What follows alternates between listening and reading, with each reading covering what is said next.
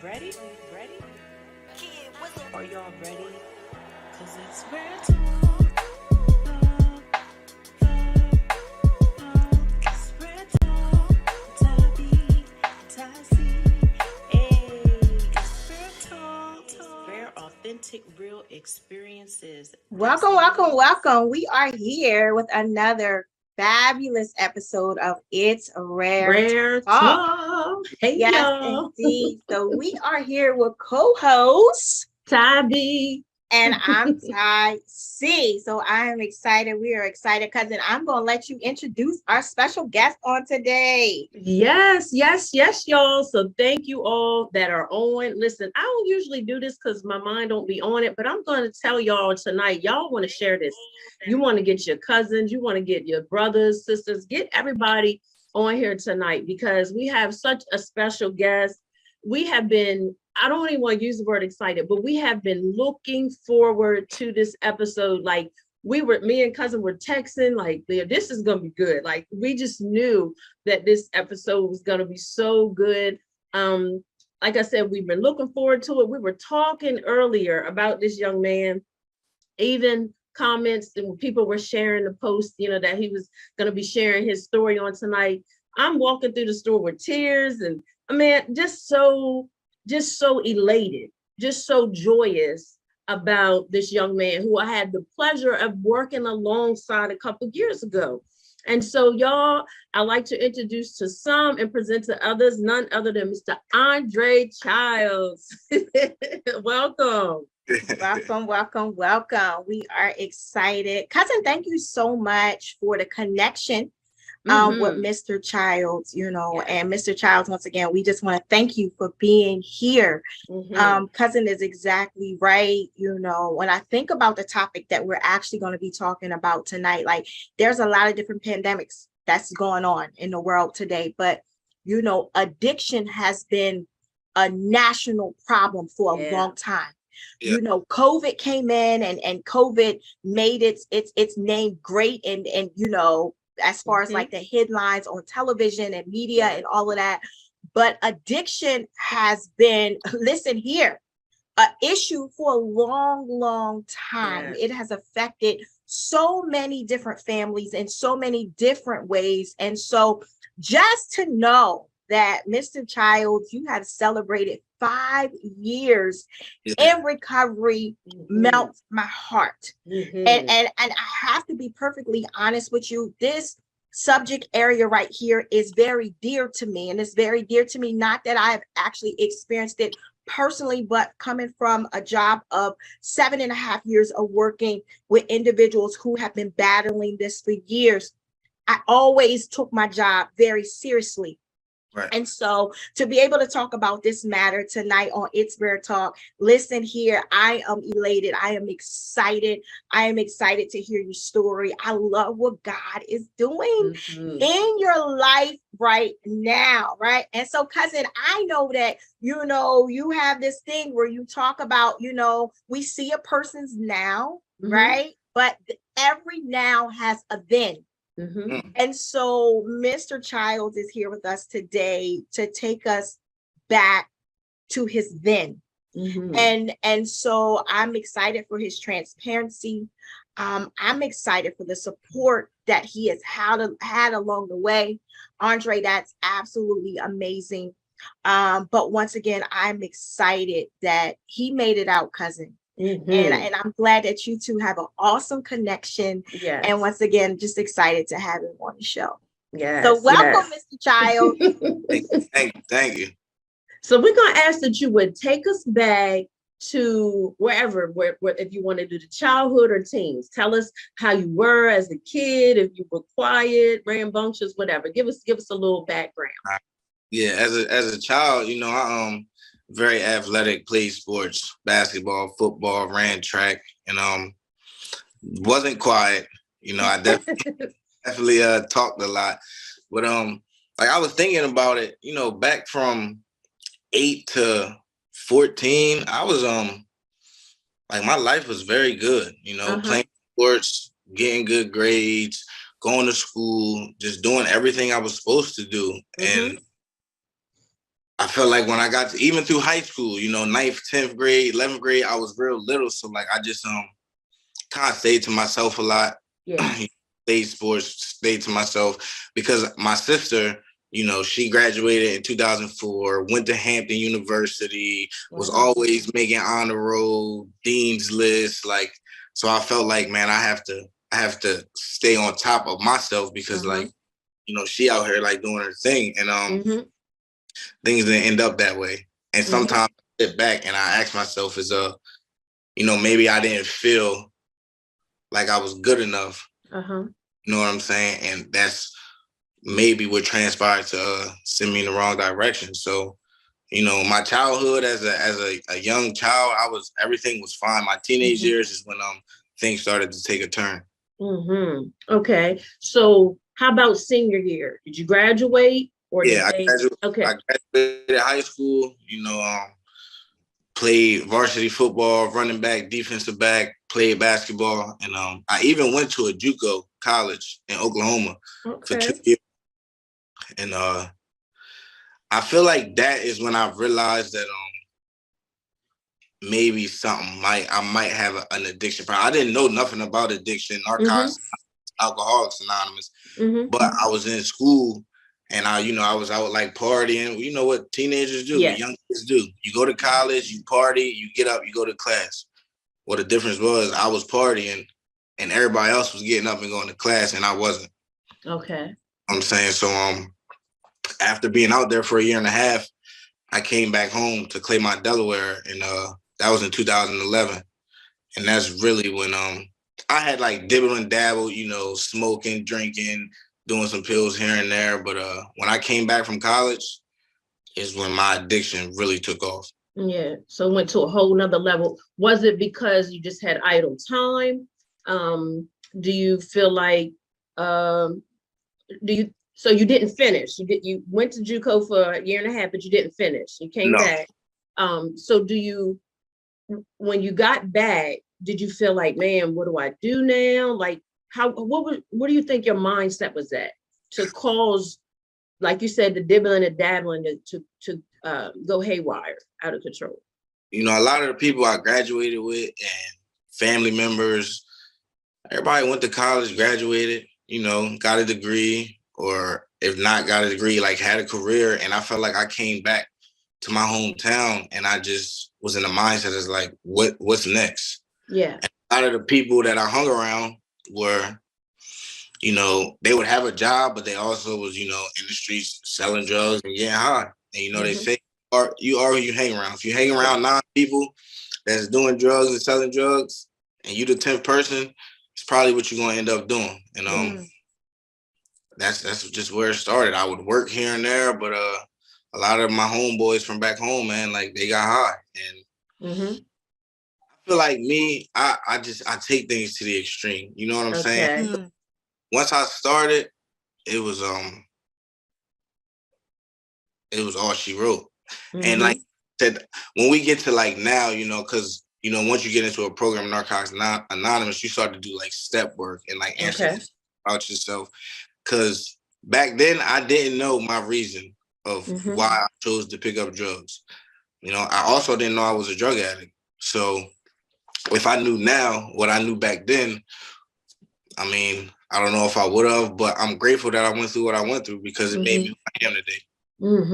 Absolutely. I love that. You just said a lot. Right there in what you just said. Like, you said, I didn't know I was an addict. Because a lot of times when we in the midst of something, it's a couple of things: denial, or not just wanting to associate ourselves with something that has such a strong, you know what I mean, look to it, you know. But you said, I didn't realize I was an addict, you know. So let me ask you a question. If you don't mind sharing, what was your gateway drug? What was that first drug that led? Because you said, listen, I take things to the extreme, right? And I've heard a lot of people saying that from working in this field, you know, with other individuals. I've heard that, you know. So what was that first drug that took you into that place of, my God? Yeah. All right. So the first drug I ever did, right? Marijuana, smoking weed, drinking.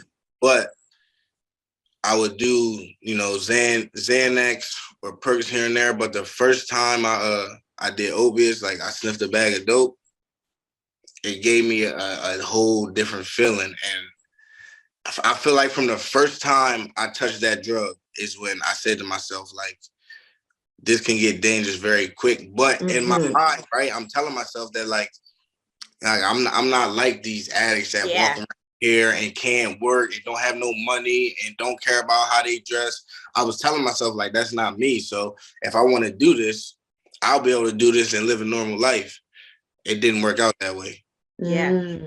I was going to ask you exactly what we think so much alike, but on to the next question. So were you able to keep it from your family, or when did they find out?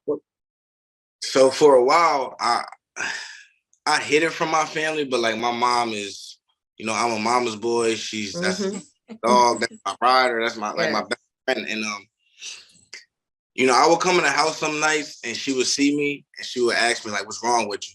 I'm just tired. And but my drug use progressed from sniffing dope to like using needles. I shared about this on my anniversary. One specific time, man, I had left some needles in my closet. And my mom, she knew something was going on with me. She knows me. I walk in the house, eyes bloodshot, or my pupils all pinned. She knows something's going on. And she looked through my closet and she found a pack of needles. And she said to me, "We got to figure something out." Because my mom, she's like, "I'm not going to let you die in these streets from using drugs." And it got to a point though that like even when my mom knew and my dad knew and my sister knew, like it didn't matter because now I'm all in. You know what I'm saying? No matter who knows, no matter what people think, I don't care about keeping a job. I don't care what my family thinks. Like I'm in the midst of active addiction. Like I'm all in. Yeah. So it doesn't matter to me. Family events, going to birthday parties, Thanksgiving, Christmas. I'm going in there high at the table, nodding out, falling asleep, and just not caring. So let's talk about that right there, cousin. I want to, because I feel like a lot of times, and after having conversations with different parents of individuals who are active in addiction or struggling with addiction, sometimes if you have never walked that pathway, you don't know what to expect. You don't know what to think.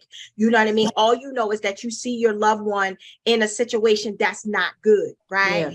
And so I heard him say, listen, at that point in my life, all I cared about was my addiction, right? And it's because that disease takes over, right? And so that person that they actually seen come into the dinner table and things like that, it was taken over by a different force. Yeah. Yes. Right. And that thing, I heard what you say. You was like, in the beginning, when I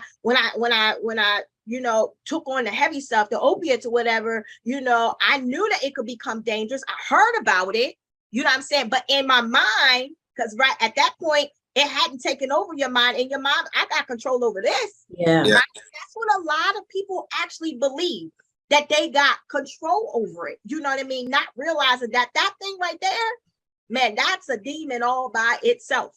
All by itself. Yeah, that thing, it's coming to take over everything. And before you know it, the individual is out of control with it, right? And so here you are, you're showing up. You still showing up, but you showing up with something riding your back. Right. Yeah. Wow. I was going to ask too, were you working? Were you still functioning like with a job, or was you just like getting your money in the street or whatever? I was working. I would have a job here and there, Okay. I used to work with my uncle cleaning like Wawa floors, and then I worked at Bellevue State Park. Worked there for about 4 months, got fired. Worked at Stanley's, a restaurant. Worked there for about 7 months, got fired. I would have a job, but I could never keep a job because if I woke up one day and I didn't have no drugs, there was no way I was going to work. And if I did go to work, I would try to find a way to either leave work and go use, leave work and go find some money, steal some money and go use. It was just, I couldn't keep a job if I didn't have drugs. I couldn't do nothing in life. But like she was saying, it was really a demon that took over my body. Like if I wake up today and I don't get no drugs in my body, I will not be a productive person. It had you like that. And so what's your age range during this time? I would say when I was deep in my addiction, 19 to 25. Wow. Wow. 19 to 25. Okay. Mhm. Okay.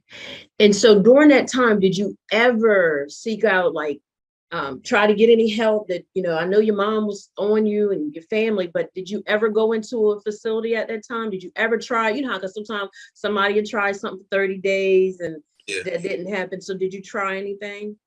I went to a treatment in Pennsylvania in 2014. I went 2 different times. The first time I went, I completed. I stayed there for 18 days. But at this point, I really was just going because I was trying to make my mom happy. Mm-hmm. You know what I'm saying? And I knew in my mind that like I was on like a little vacation. The day I left that rehab, I used. Mhm. And my mom is one of them type of ladies where like, okay, I'm a grown man. She telling me when I can and can't leave the house. And in my mind, I'm like, I'm not. When it comes to getting what I want, I'm going to do what I want.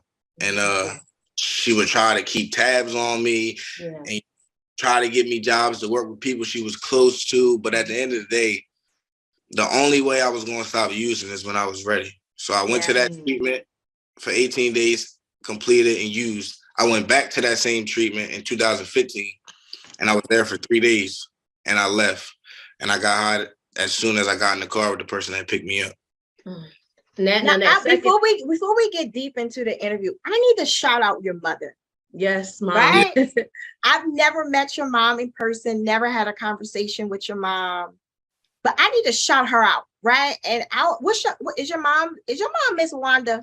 Yes. The reason why I want to say that is because like I told you prior, I was reading the comments on our Facebook page, and I can tell that your mom loves you. 100%. I can tell that your mom is one of your biggest cheerleaders. And from a mom to a mom, I get it.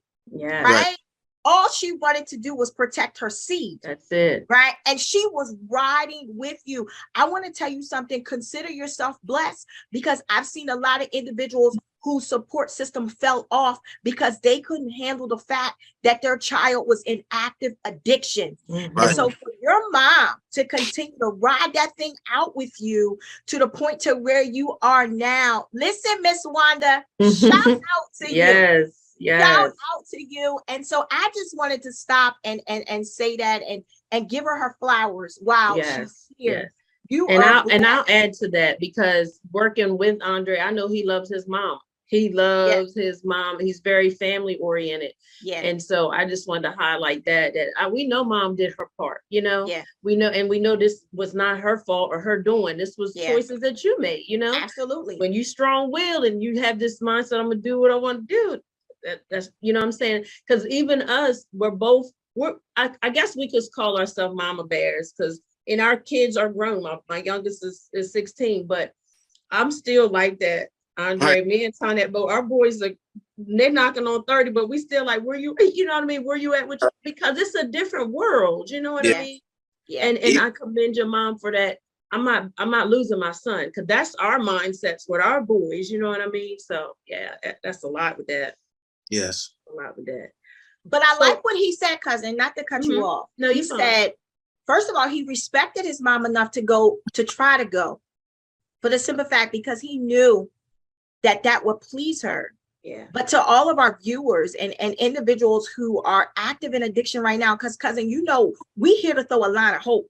Oh yeah. Right, Andre, that you are part of the line of hope for individuals who still are part of your then. See, you've crossed over, but it's still some individuals that's still fighting in that place that we're talking about where you used to be. And so what you are doing now is you are physical hope for people to show that I've been there, done that, understand it all, right? But I also know that there is a way out, right? And so, cousin, I like when he said, I went there, because I knew it would make my mom happy, but I didn't go there because I wanted to go. That's right. Right. That's right. So we know that makes a difference in the treatment. That makes a difference in the recovery process. If that's not from your heart, right? If that's not something that you want to do personally, listen here, it doesn't give you that result that you're looking for. Not at all. Not at all. So we want to move forward. We want you to get us to your lowest, like that.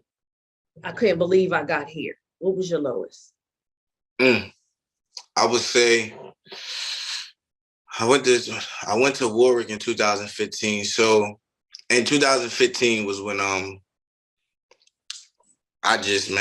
talking about walking around. I haven't had a haircut for like 7 or 8 months. Track marks all on my arms, on my leg. I'm probably weighing in at like 105 pounds. And at a point in my life where like I didn't want to work, I'm 24, ready to turn 25. And like I'm calling my mom at nighttime, asking her, can she stop at McDonald's and get me a double cheeseburger from McDonald's? Like I'm a grown man with no money in my pocket, not eating, not caring what I look like. If I wanted to go get a haircut, I have to call my dad and try to get some money. I was hopeless.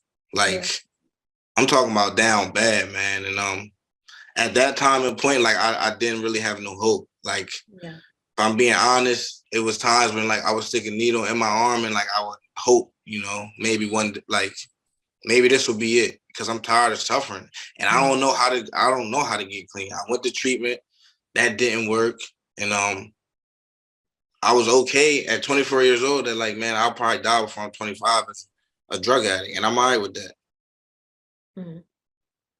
But in all reality, I really wasn't okay with that. I was just so far gone in active addiction that I just didn't want to live no more. Jesus. Jesus.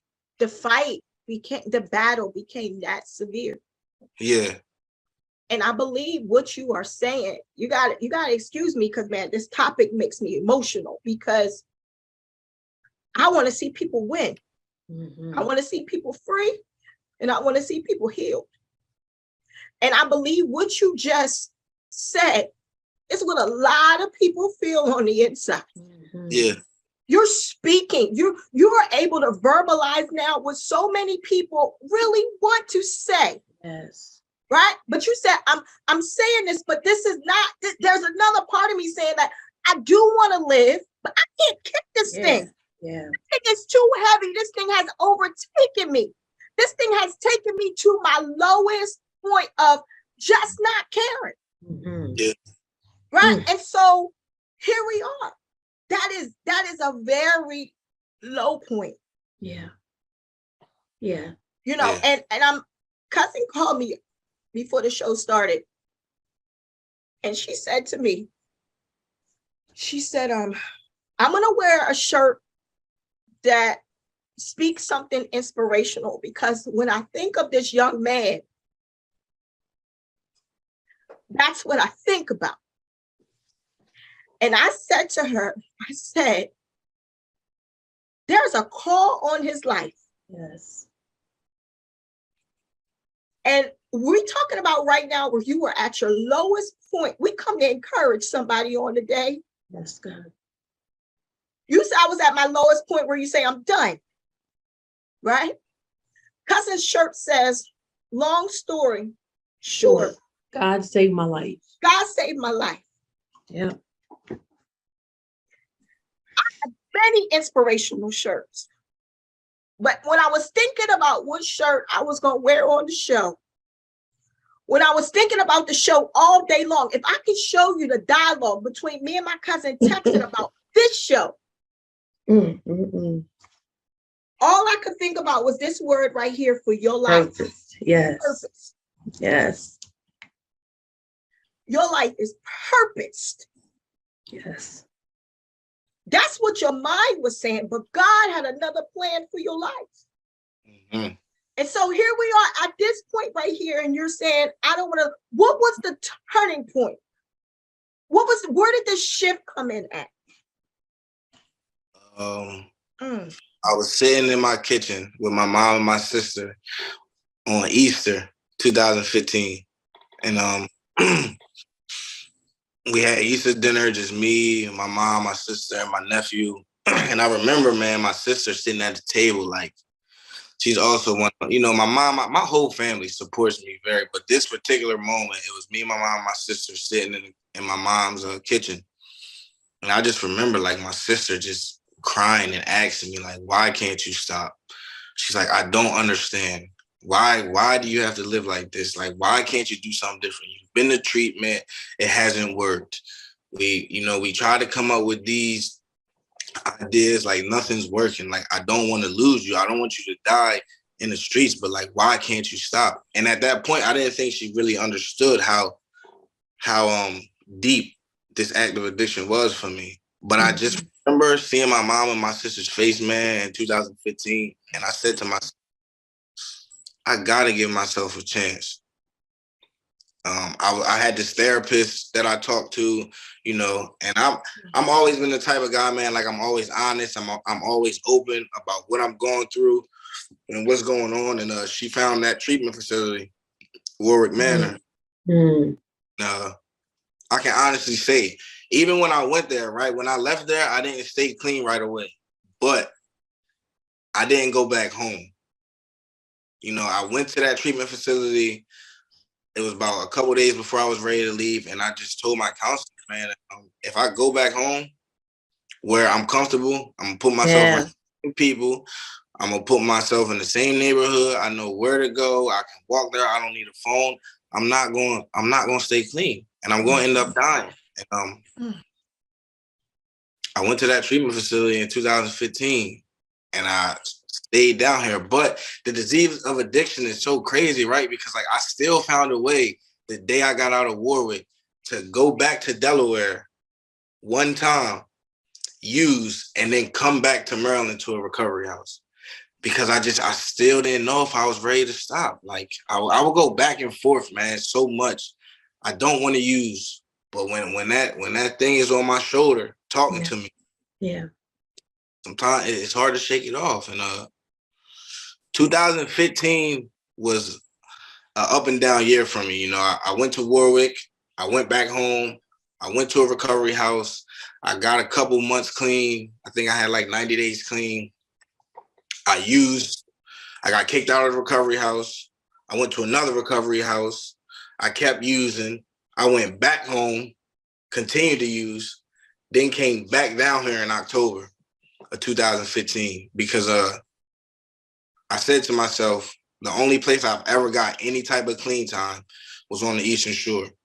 And I felt like when I went back home after being down here, it wasn't even about like being in a dark place. It was just about the years that I've spent in Claymont, Delaware doing that, and the 90 days that I spent up here clean. And I said to myself, I'm tired of living this way, man. Like, I'm just tired, you know, and now I'm going to go down there and give it 100% shot. You know what I'm saying?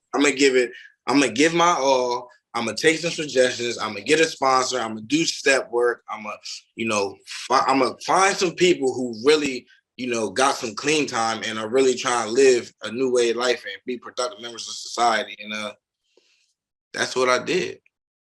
And, you know, my story, relapse is a part of my story, right? Like I had years clean from October 2015 to October 2017, and then I relapsed after having 2 years clean. And even just sitting here thinking about that, man, like I know what I did wrong. I know what happened, because it wasn't like I wasn't happy, you know? Yeah. Those 2 years was the best 2 years of my life. But for me, when I started dealing with somebody back home, and I like kind of like disconnected myself from the program of Narcotics Anonymous, from my the people in my recovery house, my sponsor, my sponsees, and I started hanging back around with the same dudes I hung with when I was in active addiction. But I thought I was okay because I had 2 years clean. And let me tell you something. Listening to you makes me think about how powerful the mind is, right? But then you still had the drugs that's affecting the mindset all the more. You know, they always say a mind is a terrible thing to waste, but the mind is very powerful. That mind have us doing all kind of stuff. But I commend you sharing that part, because a lot of times you know, we can miss detail, and you just shared some detail right there. And like cousin said, we just appreciate your transparency so much. And we definitely believe that you're helping some people. I want to share something with you that I realized about the word recovery, because we hear it, but a lot of times people just think what people have their own, you know, definition of what recovery is. But this is what I found out about recovery. It's about the get back. That's in Latin, that's what it is. It's get back. It's getting back and getting back what we lost. Now, my struggles weren't your struggles. I don't have your story, but I definitely had some things that I had to recover from. So I had to get myself back together, my mind, you know, healing, all that stuff.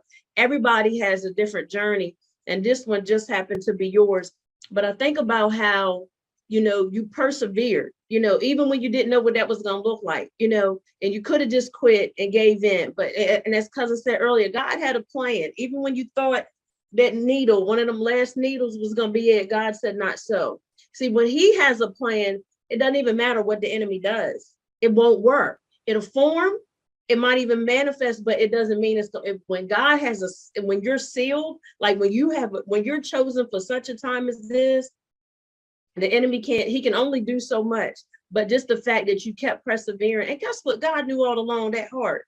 He knew your mind was doing its own thing, but he knew deep down you really didn't want to die. Like you thought you did, but inside you really didn't want to go out like that. Nah, you didn't want to go out like that. And so I'm just so grateful to God that I was able to, you know, work alongside you. So we're gonna move into, you know. Hold on 1 second, cousin. I just want to share one. I listened because words mattered. Yes. I listened to him say, I went to rehab because of my mom. Mm-hmm. And then I got to a low place. And then I heard my mom and my sister. I heard. Then I heard him say he got to talk with himself. Yes. Mm-hmm. I'm tired of this. Yes. Mm-hmm. For all those that are watching and viewing and want out, you got to have a conversation with yourself and mean it. I heard him say, I want out. Mm-hmm. And then he started to seek out places of his. See, once you have that mindset, once he was ready to shift, didn't say the opposition wasn't going to come, right? But he was ready to shift. And then I heard him say he went, and then he realized he couldn't go back. To the same. He was able to identify some triggers, yes. some red flags. I can't go back home. If that place is not safe for me. It's true that you really do have to change people. You do, places and things. Yeah. It's necessary for survival. Very. Right? He wasn't strong enough to go back to those places yet. And now he's starting to admit some things to himself. Mm-hmm. Now he's realizing he's now talking to the man who he sees in the mirror. Yeah. Right? And now we're starting to see results. Yes. Did he fall? Yeah, he fell. Mm-hmm. But he was able to say, okay, wait, I see why that happened. No longer making excuses. That's right. All right. But so he was trying to find solutions then. That's basically, it was the like mindset has shifted. That's right. You got to shift the mindset. It's important to shift the mindset. Yep. Right? Until you shift your mindset, it don't matter what nobody say. Mm-hmm. That's it. And also another thing is the shifting of the mindset allowed room for God to move. Yeah. See, I believe there's a lot of people that addiction, and Andre, you can, you know, comment on it. There's a lot of people that addiction has took out of here. Oh, yes. Yeah. A lot of individuals have died, unfortunately, from overdose. Mm-hmm. It's happened. It's true. I believe God had a plan for all of their lives. That's right. Come on now. There's a plan for everybody's life. But listen, he can't work where we don't give him room to work. Mm-hmm. When you shifted your mindset, because what you don't understand is, listen here, there was a word that was spoken over your life. Yes. And I'm assuming from reading a message, right? The mom commented and said, I'm so proud of you, son.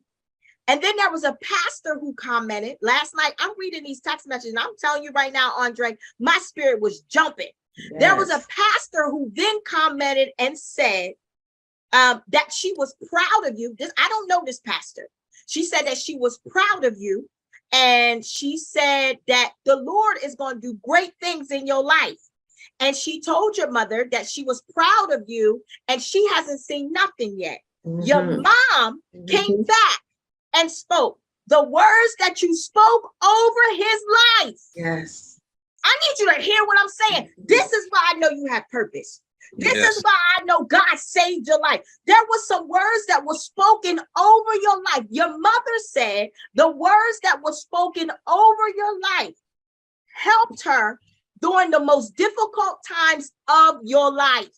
There was a word, right? And so what happened is when your mind shifted, now you have given God room to work. Yes.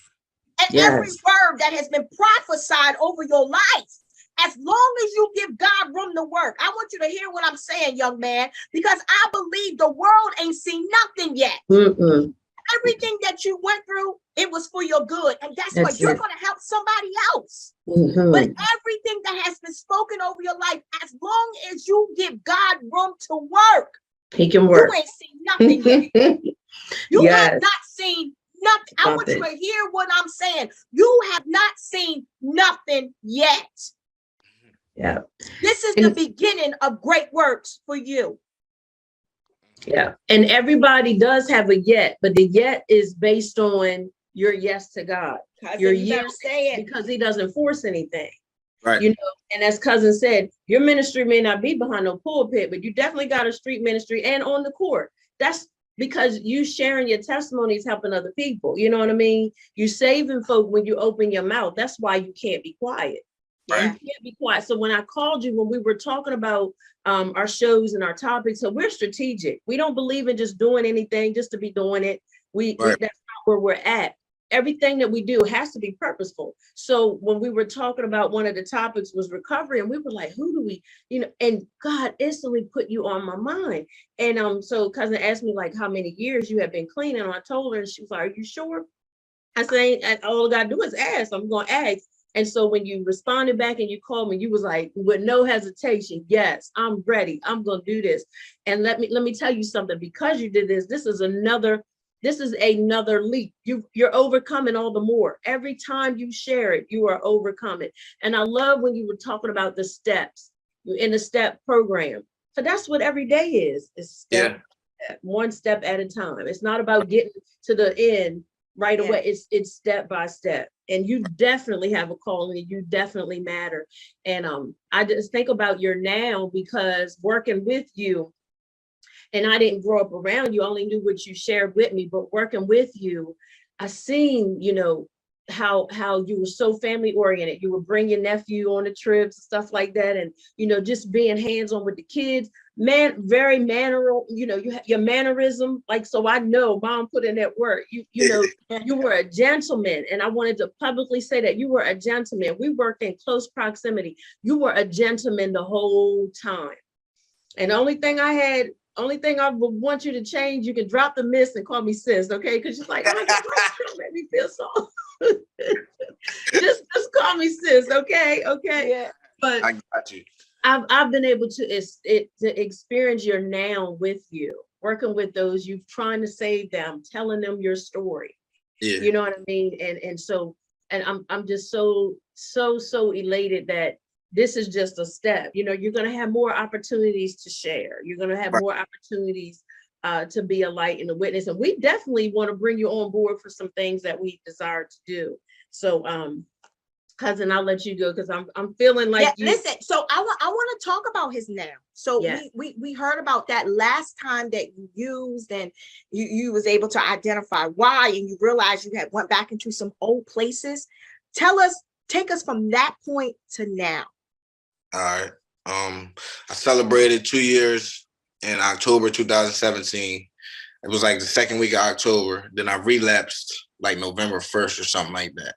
And my relapse was from November to December 6th. My last day using is December 6th. And I'll never forget it because, you know, I was going back and forth down 301, going to Delaware. And I was driving back. You know, it's like an hour, 45-minute drive. I'm driving back, no music. I had used, and I just was driving on the highway doing about 45 miles an hour, man, no music. with tears coming down my eyes, asking myself, how did I get here? I know how I got here because I know how I got the 2 years clean that I got, and I stopped doing what I was doing when I was in recovery. So I know how I got here. And I picked up the phone, I called my sponsor, and I'm like, man, listen, I'm driving back to Maryland. I need to move back in the recovery house. I give you my phone, I give you my car keys, I give you my wallet, I give you everything I got. And I mean, I don't want to do this no more. Like I'm ready to get back to being happy, you know, and loving myself again. And that's what I did. December 7th, I moved into recovery house. That was in 2017. I've been clean ever since. And I came back with the same intentions, man, of like going to meetings, going to IOP, getting a sponsor, doing step work, reading literature, reaching out. You know, I already had a network because I had some clean time before, and just taking it one day at a time, you know. And over the years, over the last 5 years, man, as y'all know, you know, I had a son who, man, on my worst days, clean, man, like, you know, because life is not always easy. You know what I'm saying? Just because I got clean does not mean that every day is going to be great. And that doesn't mean that I'm not going to think about using. You know, I used to ask myself, like, man, with the clean time that I got, like, if I share about I want to get high, like, are people going to judge me? But at the end of the day, like, I'm a drug addict. I'm just in recovery. Yeah. I got 5 years clean, so the thoughts still won't come, but thoughts aren't facts. You know what I'm saying? Like, I can think about using, I just don't got to act on it. And if I go into a meeting and I share about it, usually the thought goes away. And as long as I don't obsess about the thought, you know, think about it for a couple minutes. All right, come on, man. Like, we're not going back to that, you know, and keep it moving. But even on my worst days, man, like that little boy that's in the living room with my girlfriend right now, you talking about motivation. Of course, like, I did this for myself, right? Like, when I came in here this last time, I'm like, I'm not doing it for my mom. I'm not doing it for my friends. I'm not doing it for nobody but me. You know, I want to be clean. But today, like, it's not just about me. You know what I'm saying? Because like, I got to show up as a father, you know, as a friend, as a brother, as an employer, but most importantly, like, for him. Because y'all know, man, a lot of kids grow up without fathers. Yeah. And one thing that I'm not going to let happen is Baby Dre grow up without his dad, or Baby Dre see his dad in active addiction, because he don't know that guy that was in active addiction, sticking needles and smoking crack. He's never seen that guy. And he don't have to. No, he doesn't. That's good stuff. Doesn't have to. And I honestly believe, man, that like where I'm at today in my life, like, as long as I continue to do the things I need to do, he's never going to see that person. Wow. I love that. I love that. And I got to see him before we got on. He was like, who's that? He's so cute. He is so cute. So let's share a little bit more about your support system, because we one of the things we were talking about earlier is a beautiful thing to have it. Everybody doesn't have it. And, you know, we wind it down, you know, to the end of the show, this interview, but to have that, as Cousin was saying, everybody doesn't have that. How does that make you feel? How does that make you feel? Makes me just feel loved, you know, and it also reminds me that, like, the things that my mind was telling me when I was in active addiction wasn't true. You know, that was just me being caught up in the grips, because I could easily say, like, oh, my family don't care about me. My family doesn't love me, so I'm gonna go get high. Like, nah, that wasn't the case, because as you can see, like, my family shows up. I got NA family that's not intermediate family, but I mean, they show up on a daily basis. When I celebrated 5 years clean, man, my family it was like 30 of them that came down here to drive 2 hours to Cambridge, Maryland, to sit in the church and listen to me share my story. Wow. And I truly believe that if it wasn't for my Narcotics Anonymous network, man, like, the guys in my network who I can get vulnerable with, it's been multiple dudes that I'm talking about, I've like real tears cried on their shoulders, or vice versa. And, you know, as men growing up or coming in Narcotics Anonymous, we got this mask on that, like, oh, we can't get vulnerable with another dude. We can't cry to, you know, they'll think we're soft, but like all that, for me, that was just a mask, man. Today, like, all my homeboys in Narcotics Anonymous to tell you that I go in the meeting, I share with them, I share in the meeting, I cry on their shoulders, I cry in the meeting, because like at the end of the day, I'm willing to do whatever it takes to get another day clean. Yeah. Yeah. Yeah. One day at a time, man. That's all we're required to do. That's it. When we try to live more than one day at a time, that's too much. Yeah. That's all. It's too weighty. It's too heavy. Even for those who are not struggling with addiction, all we are required to do is live one day at a time. That's it. One day at a time. And so just know, we encourage all of our listeners, just know if you have that support system, reach out to them. You know what I mean? You don't have to be islands. Yeah. I said, pick the phone up, call somebody. Exactly. You know, a lot of times people suffer in silence by choice, or pride gets in the way. And I'm glad that you even shared about, men can cry, because when you don't shed tears, that keeps you prideful. But God is closest to those that are of a contrite spirit, a broken heart. That's what God, because that's saying, okay, I can get in. It's like breaking up that fallow ground of the heart. God can really get in. And that's all he wants. That's what he wants for all of us, just to be able to come in and love on us and show us that we have purpose. He has need of us. And so we're so, again, elated that you shared this time with us, and all those that, are on here. Anything you want to say that we didn't add, anything you want to share to any of those that are listening right now, or may come back and see this later? Anything you want to say, you have that liberty to do so. Just want to let everybody know it's possible, man. I say that because when I was in my active addiction, I didn't think I could get a day clean. And like today, I sit here with 5 years. So if I can do it, anybody can. You just gotta open up. You gotta get vulnerable. You gotta call somebody. You gotta ask for help. Because the longer you stay quiet, the worse it's gonna get. And I'm saying that with experience, because there were so many times, man, where I wanted to reach out for help, or I wanted to cry out for help, but I didn't want to be judged, or I didn't want to be called a dope fiend or a crackhead or a junkie. But at the end of the day, like, my pride was getting in the way. Because if I would have reached out earlier, thankfully, I'm glad I went through what I went through. But because like you said, there's a lot of people out here dying who didn't reach out. I don't know, I'm ready to bring my son in here real quick. Okay. I want you to bring your son in. And I want to share this with you before you go get your son. I heard you say, I'm just a drug addict in recovery. Right? That's not who you are. Yeah. I want you to hear what I'm saying. That's not who you are. That's who you used to be. Right. From this day forward, every word that you speak out of your mouth over you, speak something different. Yes. Right. You are a man of God with purpose. Right. With a story to tell, who shall live and not die. Right. And declare the works of the Lord. Now, no, speak something that's who you used to be.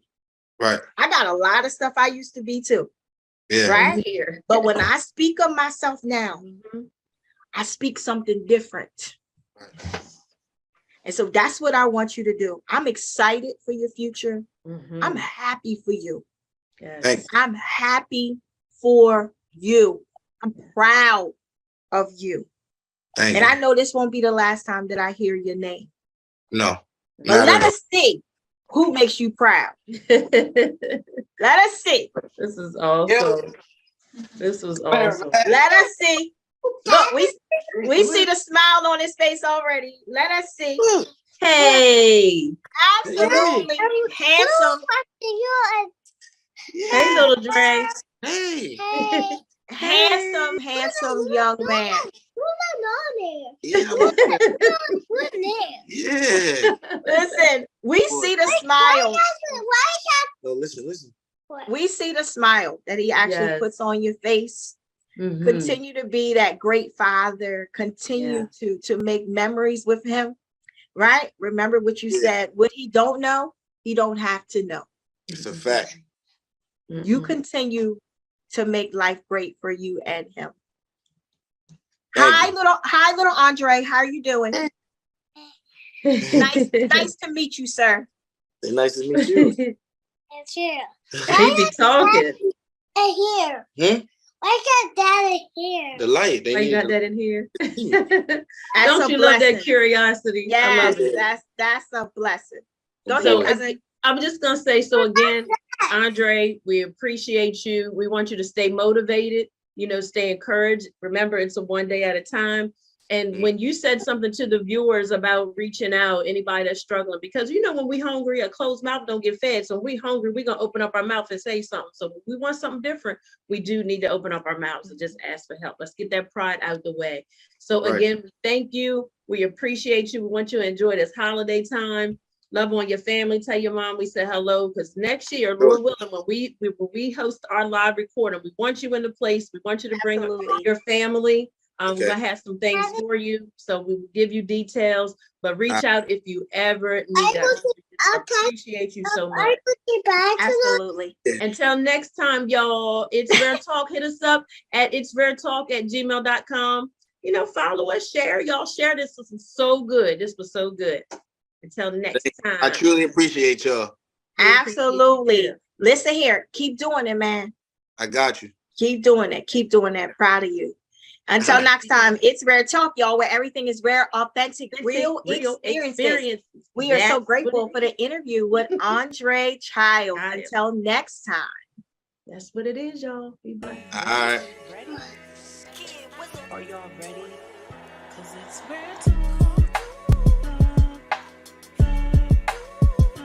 It's Rare Talk. Tabby, Tassie. Hey, it's Rare Talk. Rare, authentic, real experiences.